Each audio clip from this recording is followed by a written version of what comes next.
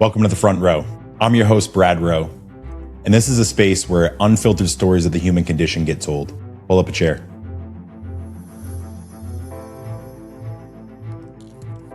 All right, guys. So I am beyond excited to have my good friend, George Bryan, here to tell his story.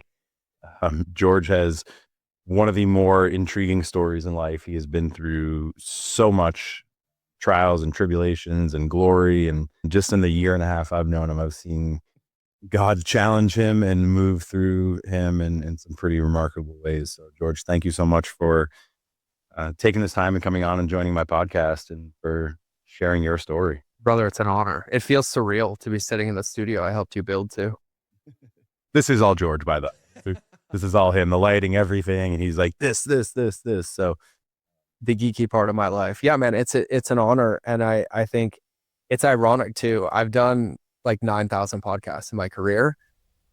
This is the one where I could, at the very beginning, be like, if you guys don't want to listen to my story, just watch Brad's, because we're so similar in almost every way. I'm just blessed that God made you hit a cow and then a grizzly bear, and he got you stuck here. So we have our community in Montana, which is hilarious, by the way, guys. I met Brad like a couple of days post hit a cow. Yeah. You hit the cow. We had a mutual friend who saw you hit the cow and was like, I think he's going to be stuck near you. You should go get coffee with him. And I was like, done.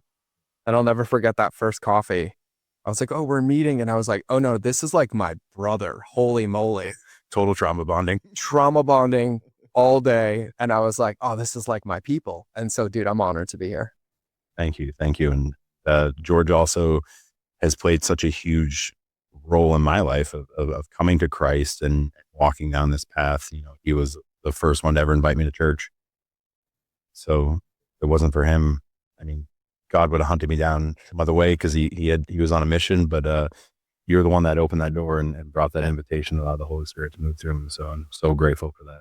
Yeah, it's an honor, brother. It's an honor. Somebody did the same for me, right? I think, I'll just dive in right there with what you said. Yeah. Because I know this is about this show for people listening. I think I've been so supportive of you launching this show because I feel like these are the conversations that are missing in day-to-day life. Take church out of it, take religion out of it. But like when it comes to like genuinely connecting and relating to human beings, and just to give context, like you said it, I've lived quite an incredible life of trauma and roadblocks and setbacks, but also now in retrospect of telling my story for so long, I realized that I created most of it because I didn't have a sense of identity. And so I know we're going to like unpack my story and talk about it, but I actually think it's really important to frame it. I think what happens that I've noticed in society is that because we don't honor these conversations, we don't encourage these type of conversations, we end up trying to recreate them so that we have something to talk about and bond about, or as you said, trauma bond. And in looking back at my life, I'm so grateful for all of it. The childhood trauma, the Marine Corps trauma, the current trauma. And the only thing that feels different now is I'm no longer getting my identity from the world. I'm getting my identity from Christ. And the difference in that is that when I didn't have my identity coming from something bigger than me, the only thing I knew what to do was to collect notches on the bedpost. And because of my upbringing, I was rewarded my whole life for struggle. If I struggled, somebody felt bad for me. If I struggled, somebody helped me. If I struggled, somebody thought that I overcame all these things. And so without that identity in something greater than myself, I was basically left to the identity of the world. And so it was this oscillation my whole life of hot or cold, where everything was either really, really, really, really bad, and people would fill my bucket for that way. I would relate that way. I would trauma bond that way. Or the other side, which was I turned all that insecure fuel into drive and became a New York Times bestselling author and launched multiple successful companies. But then people would celebrate me for those things. But then through the years, I realized like I was never rewarded for just being me. Right. I was never rewarded for like how I'm feeling that day, or like what my values are as a human being, or how I care about people and the compassion I have for people. It was always attached to some measure that had nothing to do with my identity. And in reflecting on it and the current season of my life, I realized that that's because I was allowing the world to dictate my identity. So I was feeding that more than anybody. It was more so I was like, oh, well, this is just kind of what they want from me. But I was pursuing that because it's like, oh, everybody has to like me, or I have to be the best, or I always, you know, this being my friend, I have to have the answer to everything, because if I don't, then they're going to leave me. And if I don't, then they're not going to love me. And so it's like this two-part thing that I've really reflected now. You know, you and I are like the same exact age too, by the way. Happy birthday a couple days ago. But there was two big things. Number one is that I didn't get my identity from anything solid. I didn't get my identity from God, like what the Bible tells me, and Jesus Christ. And so I didn't have one. And so because of that, I had no idea what I valued, who I was supposed to be, how I saw the world. I was like this survival chameleon for everybody. But then if I look at the track record, there were never solid relationships that lasted for any semblance of time. And I even justified it on my own podcast. I'd be like, well, relationships happen for a reason, a season, or a lifetime, and the choice isn't up to you. That was me basically justifying that I was basically outgrowing people, but I wasn't. I was never authentically connecting with people. And so that was like a big part of it. But then the second part, and I think you resonate with this a ton, is I was never comfortable being with myself.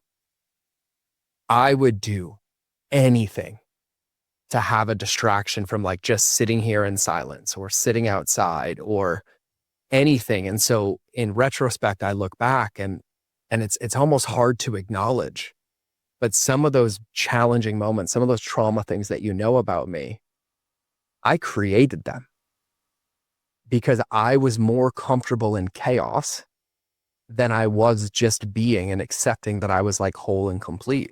And this is going to sound like really, really crazy, but I struggled a lot as a kid. Like you know this, and I'll share with everybody. Short version is I struggled with eating disorders. Similar to you, I was bulimic. There was sexual abuse. There was physical abuse, not from my family in the physical bucket. That was friends. Nose broken 3 times, teeth knocked out 4 times from being bullied, emotional abuse, neglect, social services. So I struggled a lot with like body image and eating and food. And to a point, I still do. I just see it differently. But because of that, my coping mechanism was self-harming, right? I would have so much anger and so much rage inside of me, but I never wanted to hurt a person. And so then I was like, well, where am I going to put this? And as a kid, that was towards myself. When I joined the Marine Corps, that changed a little bit. They gave me a little bit of an outlet, never went away. But then ironically, I would do it consciously when things got really bad. I would do it unconsciously when things were going really, really good, to a point where it was a joke in my previous marriage that on a certain date every year, I was going to get hurt. Because I had this story and this wiring that when things get really bad or things get really, really hard, if I'm hurt, then no one's going to be mad at me. They're going to take care of me. To the point, like my book came out June 10th of 2014. Came out on a Tuesday. I got the phone call of June 17th saying I was a New York Times bestseller. And I couldn't handle the success. I was like, this shouldn't be mine. Like I wasn't supposed to get this. And within 2 weeks, I broke my leg. We were on ATVs. I'm very skilled when it comes to this. Unintentionally, not paying attention, pushing the limit, turned a corner, hit somebody, broke my leg. And my leg happened to break within a day of like one of my highest highs, as well as one of my lowest lows in a relationship. Giant fight. I don't want to speak to you. I don't want to be around you. And then magically the next day, I break my leg. That pattern, I can look back now and I can see it in so many buckets because I was just afraid to be. Right. I was afraid to love myself. I was afraid to accept myself. I was like, I am completely unlovable. If I can't build Brad's studio, if I can't help with this, if I can't be there every time somebody calls, then I'm unlovable. And therefore, if I'm unlovable, it's just like my childhood. And if I'm unlovable, then someone's going to leave. Someone's going to leave me alone. And so it's really interesting now being in my 40s and spending as much time alone as I do now and reflecting as I do now, plus being sharpened by the men in my life, to where I even caught this yesterday when we were together at TJ's. love you, TJ. Your episode was great, by the way. To where I still see those patterns come up to a point where I have so much to be grateful for. Yeah. I have the most incredible partner ever. I have the best son ever. I have the closest group of healthy relationships I've ever had in my life. But I still have those old patterns come up because somebody yesterday I saw asked me how I was doing. And before I could answer, their default answer was bringing up all the challenging things in my life.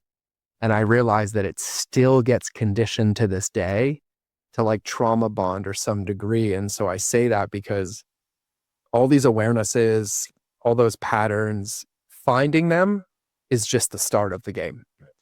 It's then eradicating them daily and honing in on them and honoring them and being transparent about them is the practice of like keeping them at bay because they're always going to squeeze their head back in. And so, you know, I think it's important when we hear a story like mine, whatever part we get into, it wasn't hard. I don't need accolades for it. So much of it was created by me because I was convinced I had to do it the hard way. Yeah. Right? I think you and I share this in common.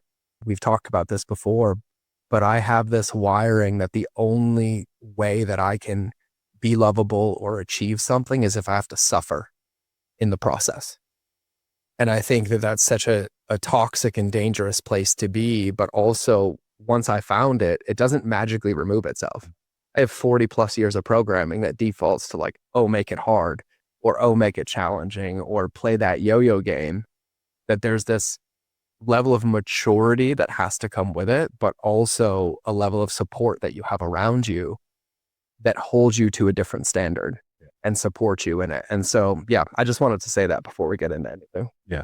Well, what did I say the other day to you? I was talking about how I feel like my life is a little too easy and it needs to be more uncomfortable because I just don't feel, so I went on a hike the other day on the 4th of July and just got some quiet time. And during that hike, I just kept, the past 2 solo hikes I've been on, I've heard God say, be still and know that I am God. Mm. And I'm in this season right now where my life is pretty easy for the most part. I'm not grinding every day, and all I've known my whole life is suffering and grinding. And it's been a 2.5, almost 3-year journey. And I'm like, all right, now I'm a lazy piece of shit. And now I need to do something because, and God revealed to me on the 4th that like my identity is still tied up into my success. Mm-hmm. And I have nothing to show for success right now. I have nothing to show financially. I am living off of savings, which is dropping drastically. And so my worth and my value is so tied up in that. And so my thought process is like, I have to get miserable again in order to serve God.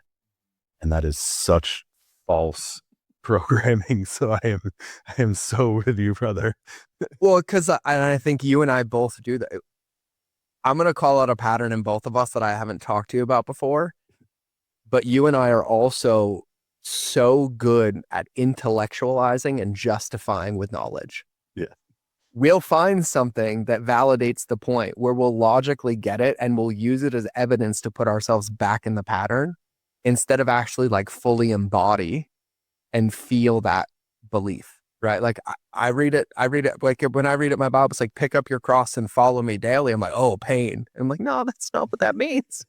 That's not what that means. It's all we know. It's all we know is association. Like the things that I'm trying to surrender to God right now, like finance is one of the biggest thing. And like, all I know is capitulating for surrender. Yep.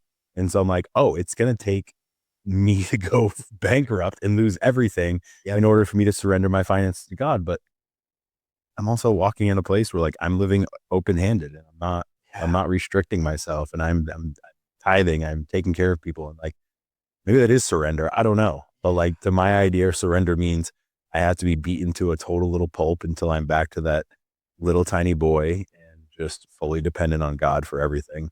And I feel like in that bucket, I feel like that's been, since I've known you, has been the act of surrender, but me understanding like surrender is it's not a passive place. It's not I retreat, I quit. Surrender for me has been I'm willing to be wrong about what it looks like, but I'm going to be obedient and take action into this unknown. I've seen this coming to life through embodiment, all these concepts and theories that I've practiced for years. Where perspective, one of my lines that I said on the podcast that's landed with people deeply is, my perspective is the difference between my prison and my power. The situation itself isn't going to change. But if I react to the situation, I'm not surrendering, I'm suffering. But if I can pause and respond differently, then I can do something powerful with that information. And I think the other thing that I've had my whole life is, because you and I grew up similar in similar areas, similar stories, is I've always to some degree believed in the falsehood of finish lines. Like, if I just figure it out, or if I just sprint hard enough, or if I've got it, it's going to magically stay. And that's never been true, but I have gaslit myself into believing that so many times. It's created this feast or famine cycle in every single bucket. Right. It could be finances, physical health, business, consistency. And for me, surrender has been basically surrendering the ego of, no, this doesn't mean I retreat. This doesn't mean I go hide. It means I'm surrendering any logical thought of how I think I should do it. And I'm like, no, what's the opportunity? What's the part I'm not seeing? Which has taught me to like lean into counsel, meaning like my friends. It's taught me to connect with my partner at a deeper level with humility and meekness of like, I actually don't know, or I don't have the capacity to answer this right now. Do you have any ideas? And that survival instinct in me so much of like the lone wolf of like, oh yeah, but my whole life I had to figure it out. Like, if it wasn't for me, it wouldn't be there. And I'm like, I can now see God's beautiful hands just holding me the entire time while I convinced myself it was me. But it always took, to your point with the capitulating, getting to the end of myself.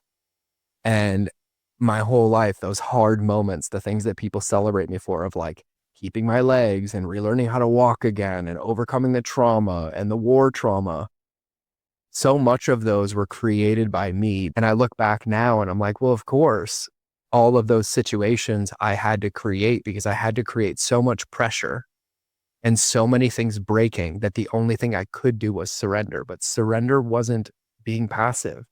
Surrender was letting go of what I thought was the right solution. And I'm like, I now laugh at myself and I'm like, you mean like, I had this conversation on a coaching call earlier. Mathematicians said it for years. Like, if a new variable is introduced to an equation, you cannot use the same logic or the same equation to solve it. It requires a different one. And I'm like, yeah. So if I put myself in the situation, any thought that I have of I'm going to get myself out is just going to further enhance that stagnation and the mud and get me stuck further. And so for me, surrender has been not only the logical part of letting go of what I think it should look like, which my current situation very, very well, but also before I take an action, surrender for me, that action can only come on the other side of full experiencing of the feelings, right? Actually, you and I both hiked on July 4th, just in different parts of the valley. But I went on a hike that day because I was like spiraling and ruminating, and my brain uses logic as a safety net, right? It has this magical ability with dopamine and serotonin to convince me that when I'm thinking about every conceivable scenario that I'm actually processing my feelings. I'm not. I'm hiding from processing my feelings. And so for me, surrender has now been this practice of being okay with I don't know.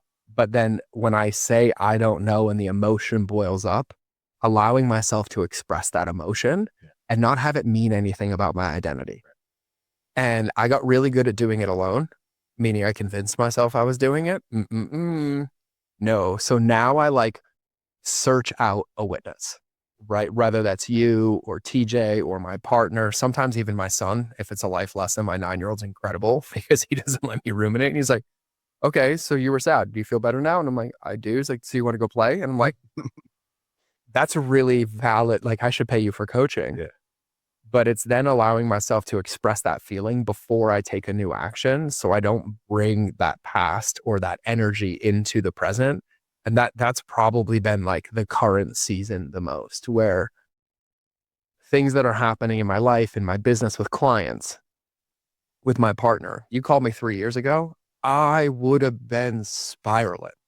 self-harming. I would have been, self-medicating any which way I can. And now it's like, okay, I think we should go for a walk. Like, and do what? I'm like, I'm going to cry. And then I'm going to pray after, and I'm going to figure out what the next best course of action is. But it's been also this methodical of like slowing down and unwiring that suffering piece, and that it has to be hard piece. Even the hike the other day, I was like, all right, I know what I need to do. I'm doing 8 miles up to the top and 8 miles down. Around mile 2.5, I was just in silence praying. God's like, you're done. And I was like, huh? I crap you not. I'm on Haskell Trail in Whitefish on the 4th of July weekend. The moment that happened, I just sit there and I pause for a minute. I look up, there's a mountain bike coming. Turns out it's a woman I haven't talked to in 2 years whose son's friends with my son. And she's like, George, I've been meaning to reach out to you. Like, your son's so incredible. We just got this letter. I wanted you to know you're doing such a good job. And I was like, she's like, what are you doing? I was like, I'm about to hike to the bottom. She's like, oh my God, have a beautiful hike. And it was like the moment I paused, like this moment happened and I was like, heard. And I just like took this leisurely walk down and I let it like be enough. And so for me, I've like relearned this, the being of surrender. And now it's me surrendering to God's will, not trying to install my will. And I think that that's the season I'm in over and over in every bucket. And also like letting go of that perfection mindset. Like I had that Marine in me for 13 years. So like basically they're like, you can sleep when you're dead. Pain is weakness leaving the body. That's not really a healthy place to be, of like this standard of like everything can be in integrity 24/7 and everything can be perfect and everything can be dialed. And I'm like, no, it can't. Like it actually can't. Like what I'm focusing on can be in integrity, but then I'm going to jump over to something else and this is going to fall out of integrity because I'm not focusing on it.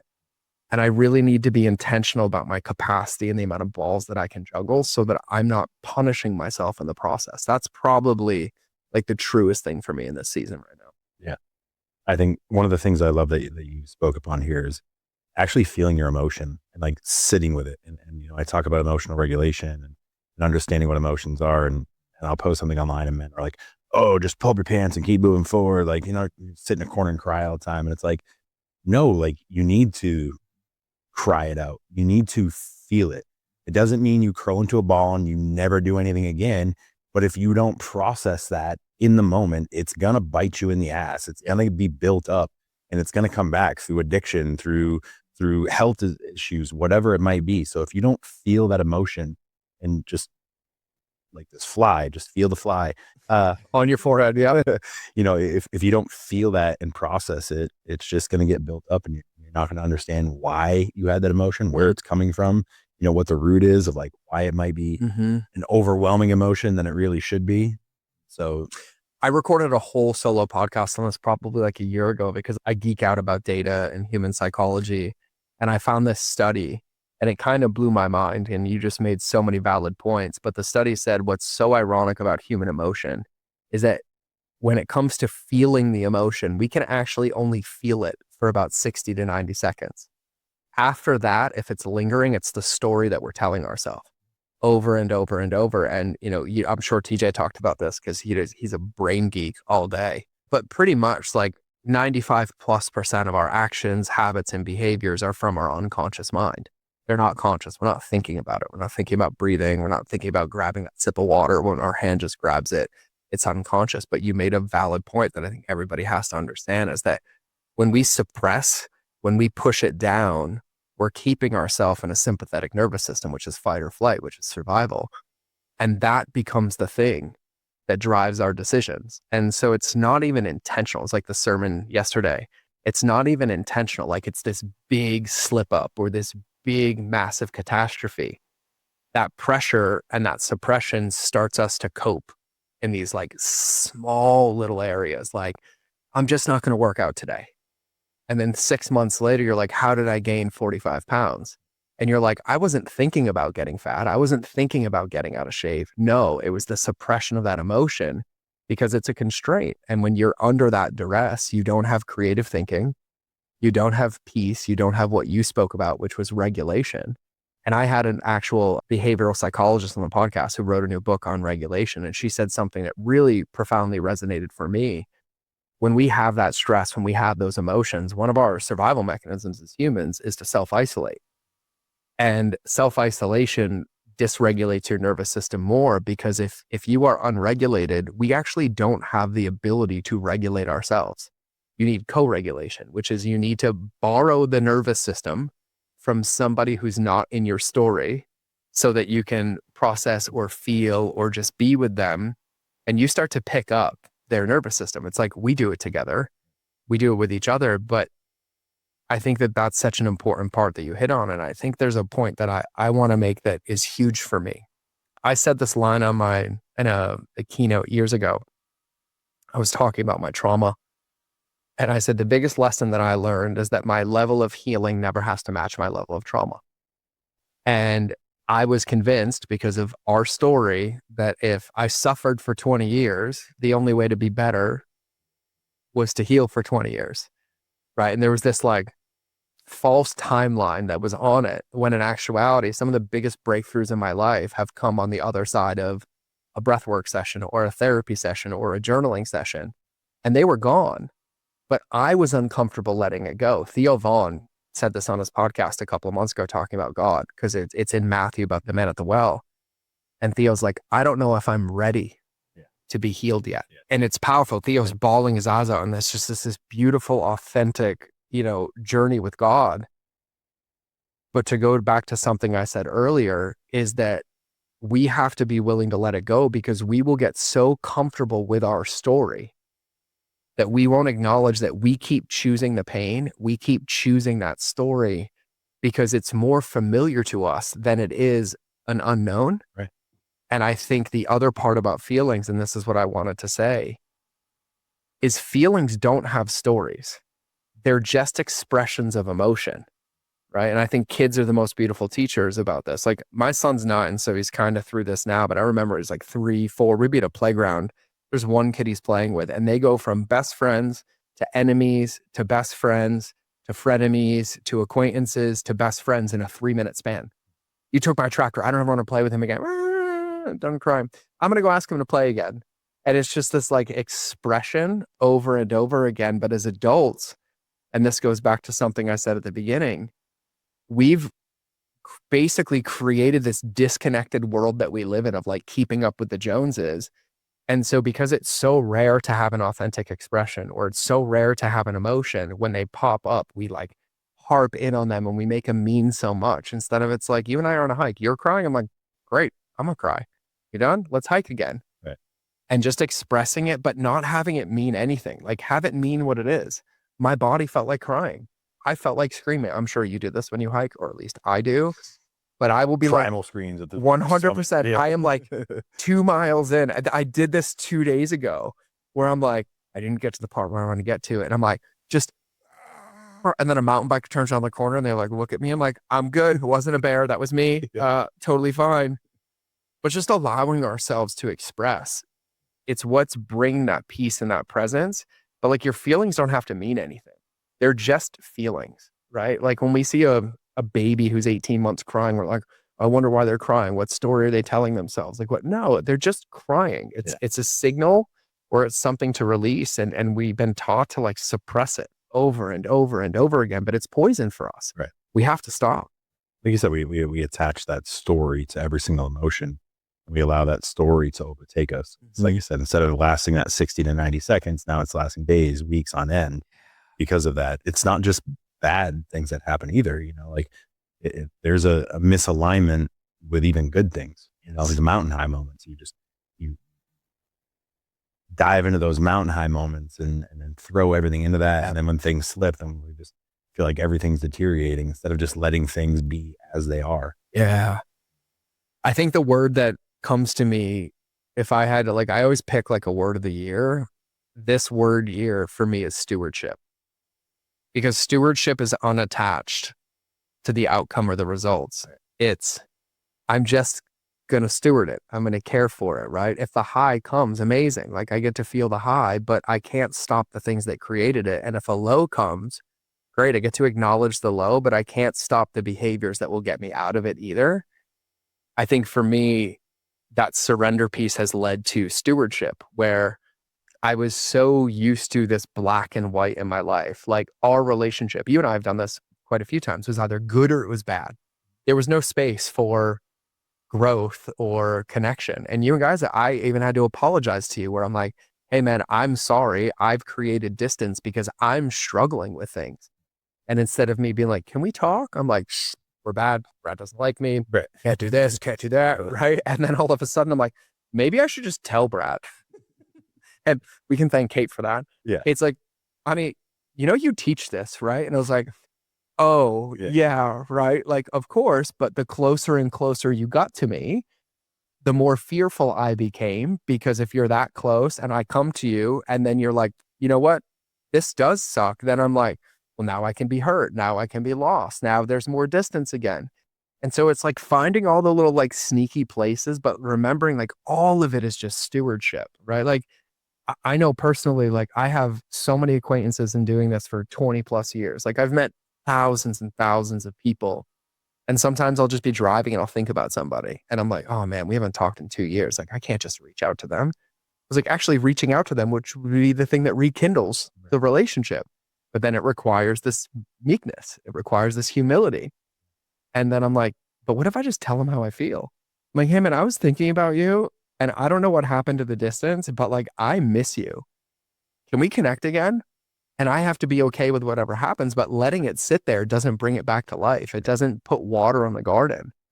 And so it's this stewardship season for me and all of it. Like our mutual friend Brent has said this in a multitude of ways, but I think we were talking the other day and like God doesn't bless disordered things, right? But if I'm not stewarding the things in my life, how can God bring more life to those things, right? If he's entrusted me with a garden, and I'm complaining about the flowers that are in my garden or that I don't have certain flowers, but the ones that are in there, I'm not taking care of. Wilting. Yeah. He's not going to give me any more. And if there's flowers in my garden that are choking out the other flowers and the roots, he's not going to remove them for me. There's a semblance of like, I have to remove them, but like that avoidance thing over and over, it just creates poison across the board. And so it's like a season of stewardship for me. And I know that like, even as an entrepreneur, if you're listening to this, like I've been building and scaling companies for 20 years. I've seen that finish line trap play out in entrepreneurship more than anywhere else. Health and fitness, easy. Relationships, easy. But the entrepreneurship one with like all the well, it's just going to run itself now, or my clients are going to stay forever, or it's like, now it's just working. That's the one where it's probably cost me the most, is like understanding that there is no finish line in any of this until I retire. There's no finish line in our fitness. There's no finish line in our relationships. There certainly shouldn't be a finish line in your romantic relationship where you've already punched your ticket, right? And even with I love my partner deeply. I love you, Kate. But it almost feels like on the daily, I'm required to be a different man, right? And I'm like, I'm learning now to fall in love with that and stewarding that instead of seeing it as like a dreadful thing or a challenging thing, because I'm starting to understand that like those permanent identities, or we made those finish lines, were all just survival mechanisms. Because at the core is my childhood, I'm like, well, if I had it figured out, I was safe, or at least the illusion of safe, right? Or if they liked me, we were good forever, right? And I'm starting to now see all the 20 years of work, the personal development work, the self-awareness work come to life of like, none of it's permanent. But also that's a beautiful thing, because at any moment I can change what it looks like. I can pour into it. I can create something different. But to tie it to a previous point, I have to be willing to be wrong about the story I'm telling myself about it. And I have to fall in love with this curiosity. And I think that's the other part of surrender for me, is like, that's been a big through line in this already, is I have to have this genuine curiosity of like, well, could it look different? Could I bring that back to life? Could I be deeper? Could I be this? Could I be X? And then be actually willing to try it in action, instead of what I call mental masturbation, which is basically gaslighting myself into thinking that if I think about it, it might change itself. Or if I pray about it hard enough, right? Which is like, why, I have it written on my laptop. It says, don't forget that when you pray to God to move mountains, you wake up with a shovel. Like, God is not reaching down and moving me. God is telling me very clearly in multitudes of ways, like what he wants me to do, but I have to be obedient to that.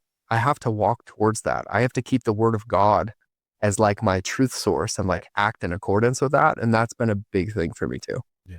It's understanding what his action is and what your action shouldn't be. Yeah. That's when I was just reading a Bible plan the last couple of days, and it's about, 5 false needs. And one of those is,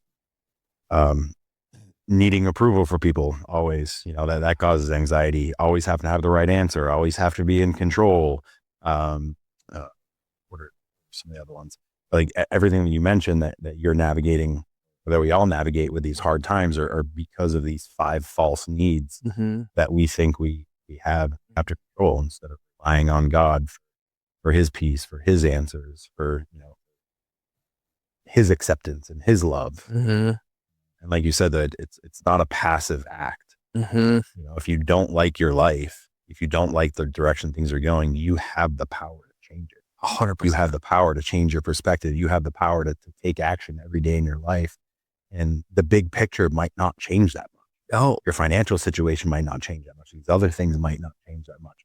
But the way you approach and the way you respond to things and the way you see things changes. yeah. Oh, dude, it was, actually, I can think about that need to be right.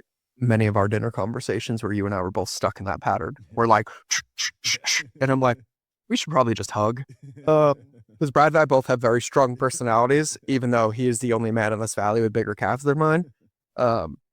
He'd win, but we've got it. But Levi said something to a degree yesterday in the sermon that really, really resonated with me. And he basically said, when you disregard God's instructions, you reject his protection. And it landed so deeply for me, but it also landed so deeply for me in every other bucket. When I am so committed to being right about a perspective or a situation in my relationship or with a friend or with a business idea, what I'm basically doing is turning off the faucet of all the opportunities because I don't have that curiosity. And that's been a big, big thing for me, because you just made a valid point about, let's take the competency matrix, for example, right? There's 4 stages of learning, right? These. There's really big words that come with these, like unconsciously incompetent. I hate those words because they're too much. I've renamed every bucket. Yeah. It's unaware, aware, learning, and mastery. Yeah. Right. But any human being, when we learn something, we actually have to go through those 4 stages. And the first thing is like, before we can change anything, we have to be aware that it exists, right? So we have these moments in our life, whether somebody tells a story, something breaks in our life, there's something that's like, whoa, I am not good with where I currently am. We go from unaware to aware. That is just step 1. Like, awareness is the finish line, but it doesn't create the result. It just gives us the perspective of like, oh, something's out of whack. But once you become aware, you can think about it all day. You can plan for it all day. But really, it's moving into the learning bucket. And the learning is not a guarantee bucket. The learning is I'm going to try it bucket, right? Where it's like, what's one thing? What are 2 things that I can practice, but I actually have to consciously hold myself accountable to? It's not going to do it itself. I have, to some of these instances with you and I, we have 35 years of programming doing it the other way. So we're like sitting in the result of 35 years of doing it the other way, right? And a really easy way. Kate says this on the podcast all the time, like, because we both struggle with weight, you, me, and a lot of other people. But I can balloon up again, but I can't be pissed that I go to the gym for a day and don't have a 6-pack again. Brent. Right? Brent. Oh, actually, Brent, we're calling you out. That's your tism speaking. He's going to watch this too. Love you. And I'm right. You know that. But I can't be. But for some reason, when it comes to like our personality, when it comes to our relationships, when it comes to our finances, when it comes to these areas, we almost expect that. And then we use it as evidence that we're like failing. So we should just not try. We should just stay how we are. But really, we have to give ourselves grace and also understand. And Simon Bowen is an incredible mentor of mine. He teaches this training that blows my mind. But he uses visual models to sell, and he always has this one thing to reframe things for people. And so when we think about these 4 stages of learning, we go from unaware to aware, then we go from aware to learning. And the difference with learning and mastery is learning requires conscious effort. conscious behaviors like environmental design, accountability, habits, because we haven't done it enough that it just becomes the thing that we do, right? And the difference between learning and mastery is when we've done it so much, it becomes our new default. So we don't have to consciously think about it. And Simon shares this and he uses this. I saw him teach this for financial and investing. And he does this thing, it's called red line, green line, right? And so he charts you out. If you're not watching this, you're just listening to this, imagine me painting with my hands right now. But he puts you at like the starting line, right? Like dead starting line, imagine a race. And then he fast forwards 12 months, right? And he puts you at the finish line.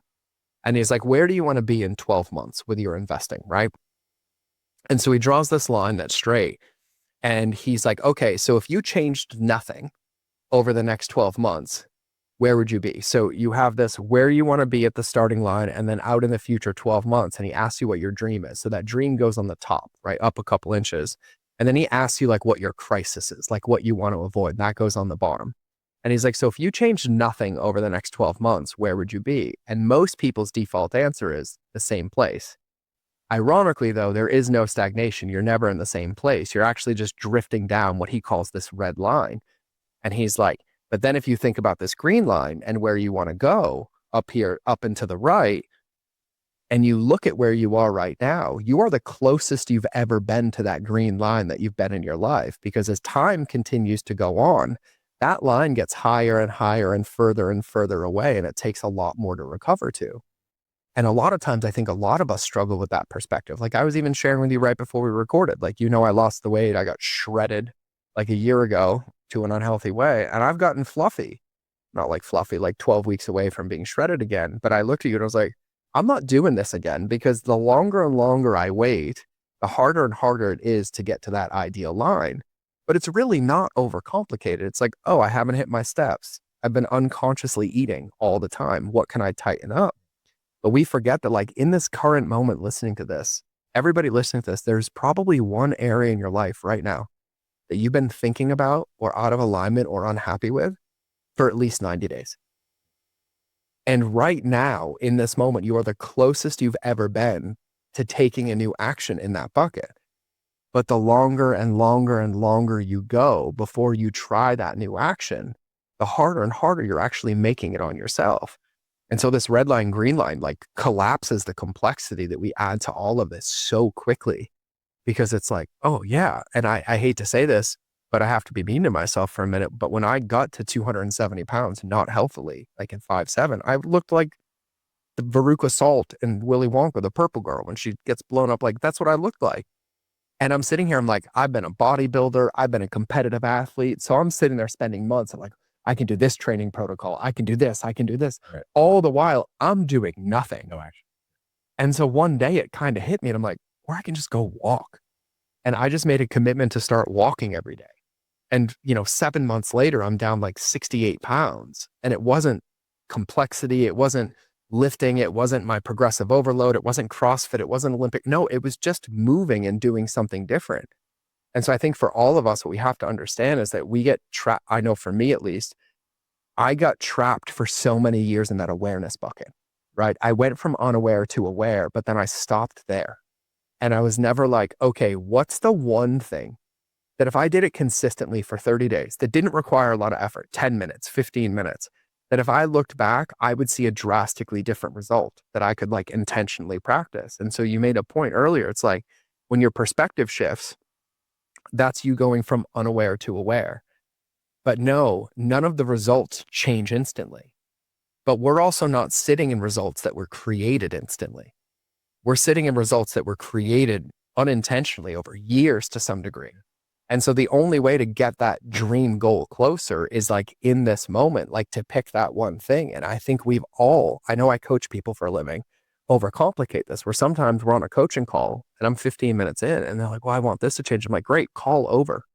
Call me in 45 minutes when you're done. Right. And they're like, what? I'm like, now, Right. like right now. Great action. Like make that deposit and then use that deposit as like momentum and energy, not attached to it, like celebrate it for sure. But then the goal is like, okay, can I do that again tomorrow? Can I do that again tomorrow?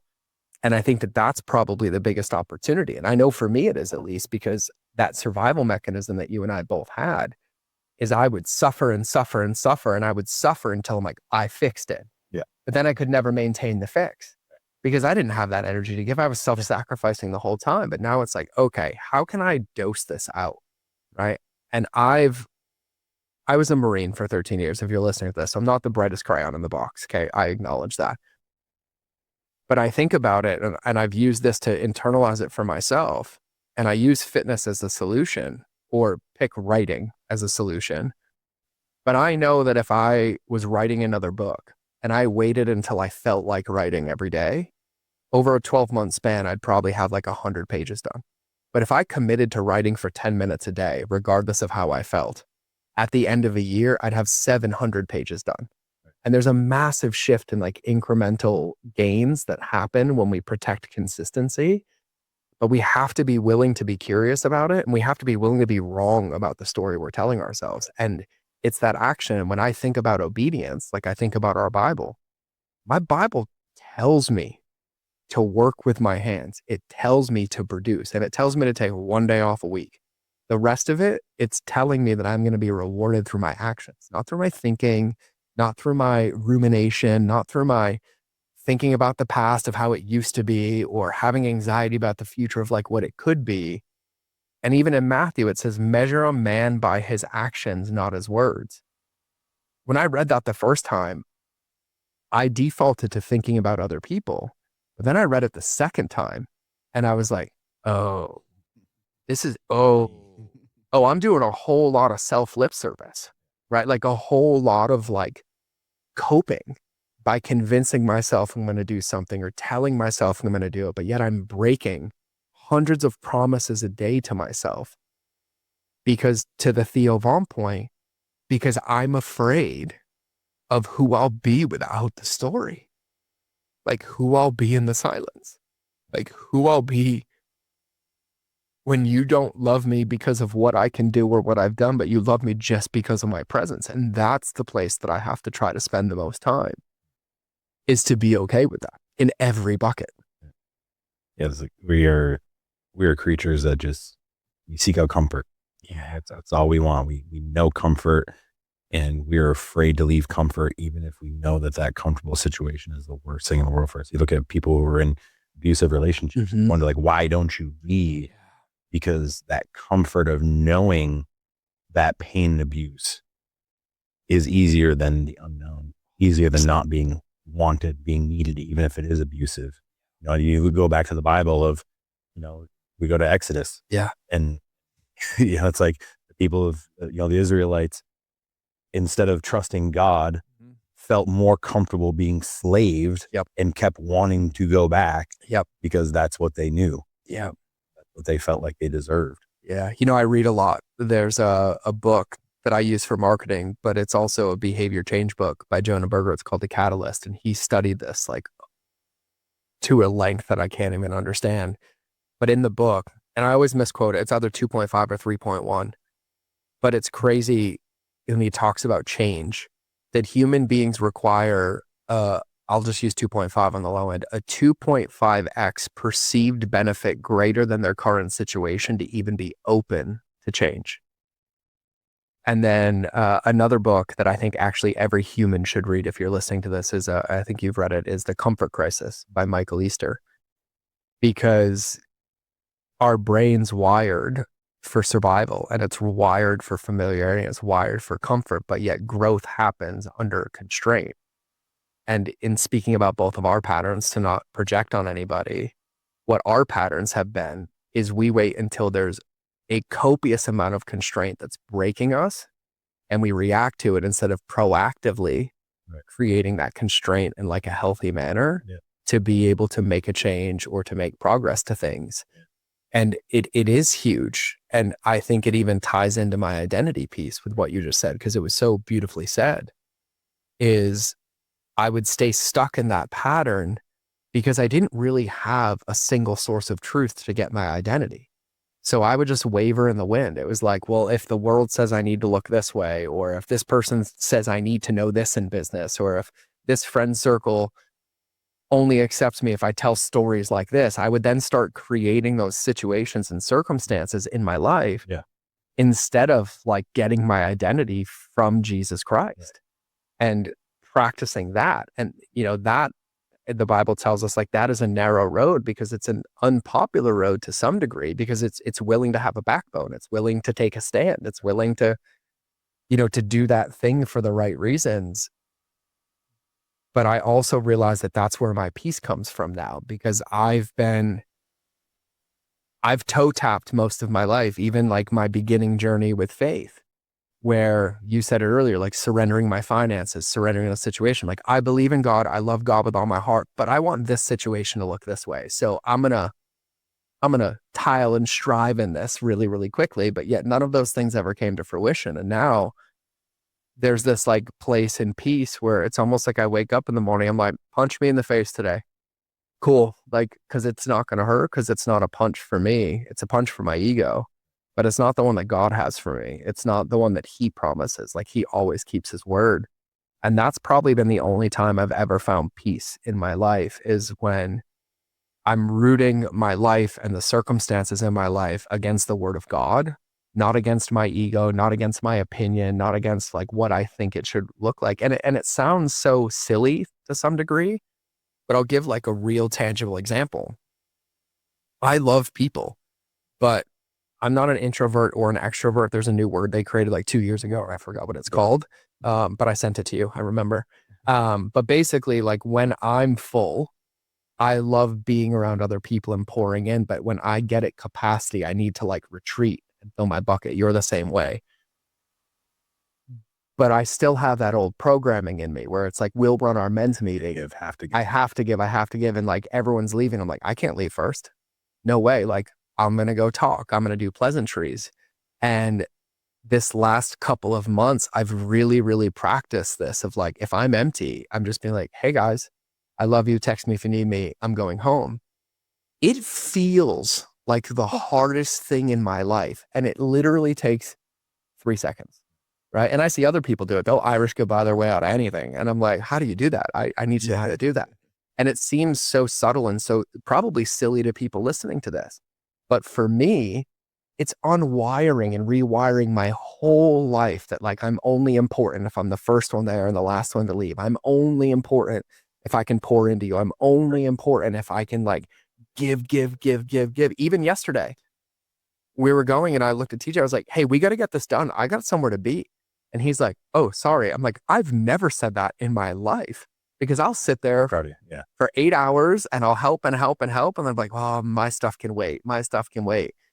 And I was like, it feels so insignificant to some people, but for me, it's massive. And it's just like really protecting that and practicing that over and over. And even for me, another one, I coach people. I coach entrepreneurs for a living and they pay me to have the answers.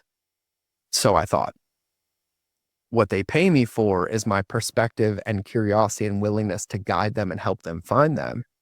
And holy moly, it's like I took 1,000-pound emotional dump in the last couple months. We're like this. I'm like, I actually don't know the best way, but let's dive in together. Like, let's get curious. Let's look at this. And it's practicing these things in that learning bucket over and over as we find them. And that's been a really, really big thing for me in just really practicing this of like, no, I can't, or yes, I can, and not having to explain why either. Right. That's probably been the other part of it too, because I used to quote unquote practice it, but I would have over-explain. Yeah. I would have an Academy Award winning movie explanation to come with it because I'm like, they can't think. And I'm like, they get to think what they think. That's not my truth. That's not my reality. But now I weigh that against the word of God. Yeah. And that's probably the current season right now is like navigating that, but making sure that like my bucket is really, really full. Or if I'm like out with you, I'm like, hey man, I'm stoked to be here. I just don't have the capacity to talk. You'd be like, cool, totally fine. But like practicing that over and over to like really honor self, but then to make sure that like when I do give, I can give fully. Right. Because I'm aware and I'm choosing it. It's not this out of guilt or out of reactivity or because they're going to hate me if they do, or they're going to be mad at me if they don't. I look at all the blessings that I've prevented by overextending myself and enabling other people and just sacrificing myself in the process. And like, that's been hitting me hardly. Yeah. I totally resonate with that. And, the last couple of weeks, it's been really hard on me because I've had a lot going on between, um, I had my intensive a couple weeks ago. I went back to New Hampshire and then had my dad in town, and there's just a lot going on emotionally. And, I run all these different men's groups, and I'm a mentor to all these guys that are going through things. And, I have these guys reaching out and wanting to talk about things. And I just don't have the capacity to pour into them. And I've had to try to create boundaries there, but then I feel like I'm letting God down, and I'm not doing what I'm called to do. And, I'm letting these guys down and disappointing them. And I've had to cancel a couple of, our men's group meetings because I've had things conflicting. And, and so it's been a challenge for me here as well, of understanding that, like, my worth isn't in how much I can pour and give because there isn't enough there. Nope. It's being obedient when I have it, listening to God, finding ways to fill my cup and be present with him. That way, when I do give, I have everything to give. Yeah. At that point. So that's been really challenging for me as well. So I'm glad to hear that. Not glad, but to hear I'm not the only one that. No, I mean, I'll own this all day. I've taken that performance wound and I brought that into my relationship with Jesus. Yeah. And that's probably like my number one prayer right now. And the thing that I'm working on the most, because God already knows what I'm going to do or what I'm not going to do. He's asking me to have a pure heart in the process, but I definitely catch myself in that. But God, look, I did good today. Like, God, look, I did what you wanted. Like, God, look, like, right. Just accept me. And it's like, I'm trying to get the love of my earthly father from the love of my forever divine father that gives me nothing but mercy and grace, even though I don't deserve any of it. And he's like, no, I'm asking for your heart. I'm asking for your intentions. I'm asking for your presence. Yeah. And also it unwires that thinking of like, I have to do it all, or like God's going to be disappointed. I'm like, well, I'm going to just keep trying. And he has this very funny way. And I don't know, I just internalize this a lot. Like, I know God doesn't speak in guilt, in shame. That's the devil all day. But now I have this habit of like, when I feel guilty, or when I feel like I'm being a turd, or when I feel like I'm being lazy, and I have those feelings, like, that's an invitation for me to pray, because I will sit there and I will pray. And it's like, God is screaming in my head. He's like, I didn't give you that feeling, but I'm glad you asked me the question. Go. And I'm like, okay. And then there's like this rocket fuel inside of me that I would have just ruminated or beat myself up about. But that's very, very present for me right now, because I feel like such a baby Christian. I feel unworthy, and I feel like it's all performative. And I have this default clip I watch. It's Alistair Beggs talking about the thief on the cross on the right side. And, he's the first canonized saint. Jesus said, you'll be with me for eternity. And I don't know, maybe it's just the Boston sense of humor in me, but he's giving this sermon in a Scottish accent. And he's like, can you imagine that when you get to heaven, if there's a council of angels welcoming you in, right? And he's like, imagine the thief on the cross. You get there and they're like, hi, can I help you? And they're like, yeah, I'm here. He's like, oh, did you read your Bible? And he's like, what's a Bible? And he's like, well, did you do your prayers every day? He's like, what are prayers? And he's like, why are you here? And he's like, because the guy on the middle cross said I could be here. And the way he does it is so profound and so good. But there's no performance in it whatsoever. There is nothing in it except faith. The performance, the doing it right, the doing the wrong, like, that's the ego in the world convincing us it's a certain way. It's a heart posture. Yeah. And like, that's the thing that I like try to plug into every single day and try to lean into every day. But I don't think it's a place that I'm ever going to be able to live by default, because some of my mentors and spiritual mentors, they have to repent thousands of times a day and wring themselves out. And it's like making sure that their heart posture is aligned so that they can tell the difference between like, what is God and what is ego? What is God? What is the devil? What is God? What is, wounding in this compensatory way? But every time I watch that, it like breaks me and I cry every single time, because what it exposes to me is that I still have this thought that I'm unworthy. Yeah. Yet I've committed my life to Christ. I've accepted the Holy Spirit. I work every day to be there. That's my wounding. That's not his. That's not who he wants me to be. That's not how he wants me to feel. If I'm not reading my Bible for at least 25, 30 minutes every day, or praying for at least 15 minutes every morning and every evening, I feel like I'm letting him down. I'm not being obedient into what he called me. I feel like failing him. And like you said, he just wants our heart. He just wants his presence. And, one of the things that I've seen is like, I know he's called me to do certain things like with this podcast and the men's work and the ministry and everything else. But it is so easy to make those other things an idol over him, even though it's for him, for the kingdom. It is so easy to make those things an idol over him. And even if he has blessed it, he's going to stop blessing it. And so it's like putting that in check all the time. And like when I was in New Hampshire a couple weeks ago, I finally surrendered a lot of this podcast. Like I was so stressed out about finding guests, and you've been podcasting forever. It is hard. It is. It is now find people who are going to come on and be vulnerable and tell their stories, and open up wounds. So like that has been so hard. And when finally I was at the beach and God was just like, just let it be. If you miss a week, not the end of the world. If you have to get someone on Zoom, not the end of the world. Stop trying to perform. I just called you to do something. That's it. So yeah, that performative side of things is when you're a high achiever and especially like when you've received the glory of God, of Christ, and that healing, and you just want everybody to experience that. Like that's rocket fuel for you to want to perform. And it's great. And we're supposed to spread the gospel and we're supposed to make disciples, but above all, he needs to be at the center of it. Yeah. And I have to call myself out on this too, because I'm the same way. I've had all of it, all the same struggles, the perfection, but now doing 750 episodes, God has broken all of those out of me, where I'm like, I joke that I'm like the king of non-virality, because like my whole career being on the internet since 2012, I've had one video go viral. I have like 6.5 million views. Changed my life. It was about my eating disorders and bulimia and all that stuff. But God doesn't call me to be viral. He calls me to be consistent for him. Right. And I have to laugh at myself all the time where I try to logically understand the mind of the creator and like what he's trying to do. And I was like, but that's why I love that book, The Screw Tape Letters by C.S. Lewis. Yeah. Because even if I'm trying to comprehend what God is doing, I'm sinning.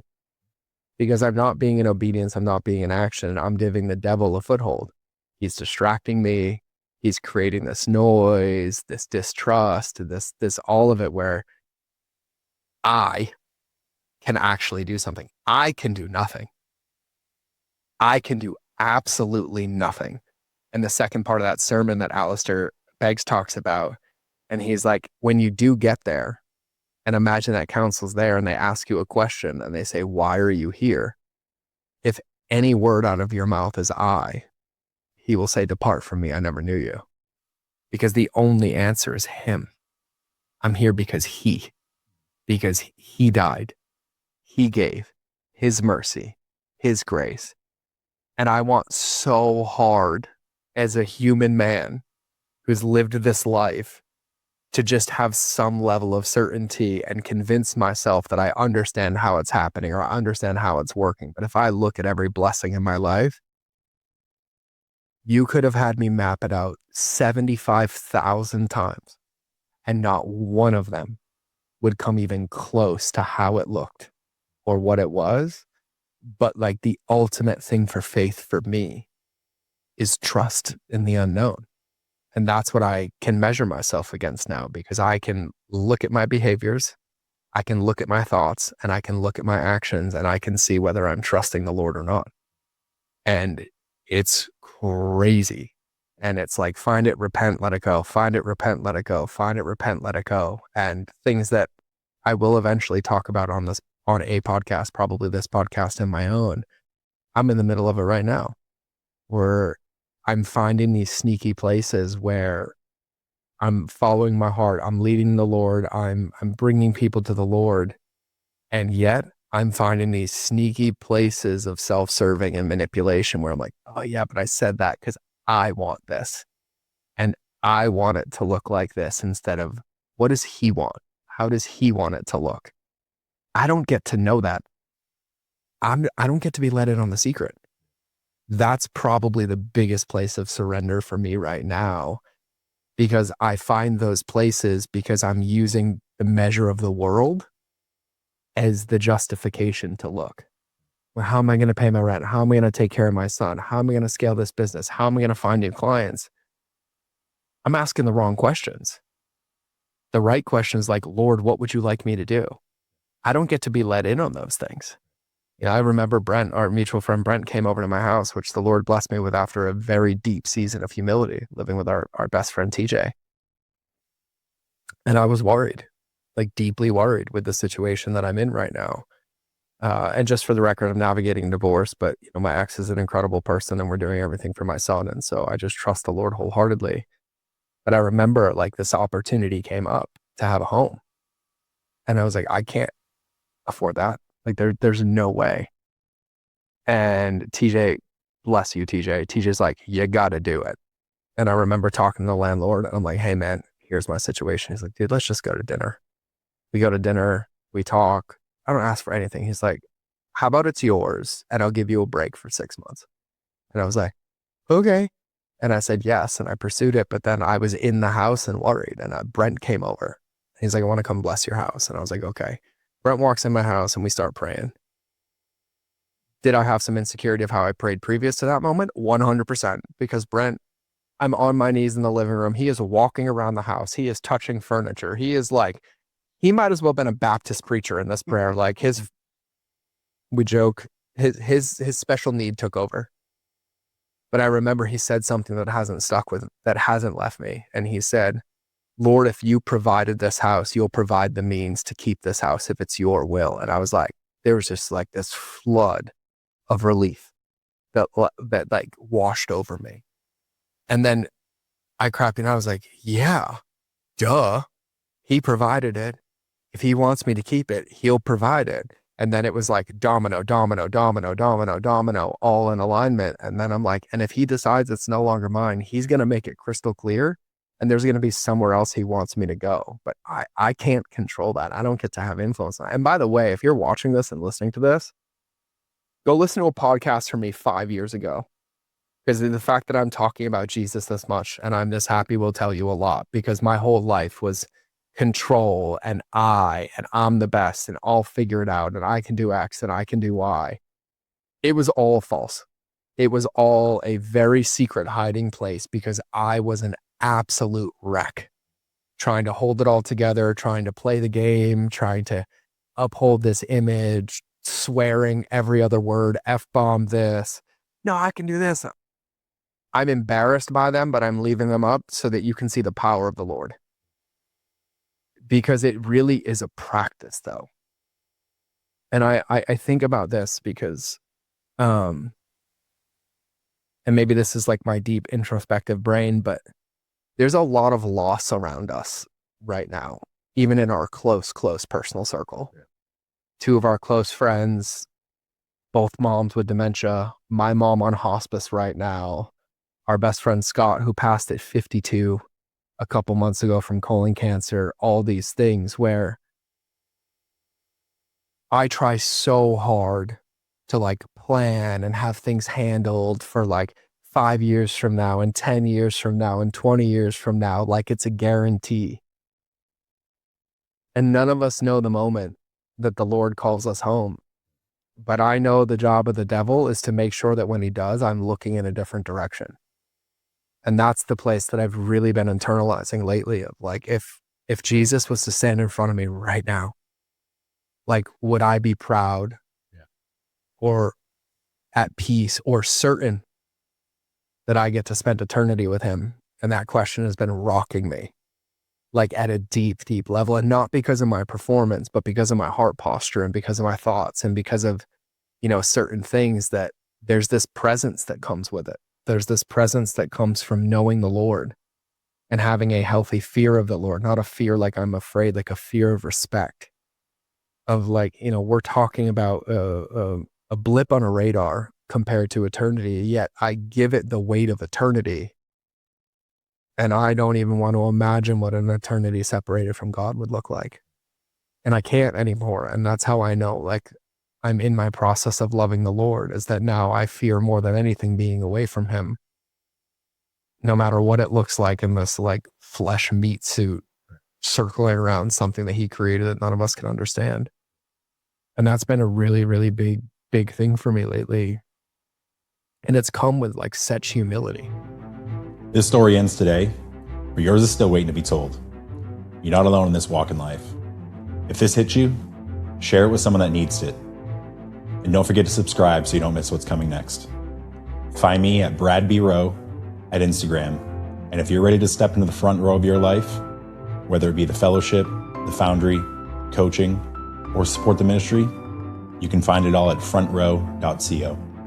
I'll see you next week.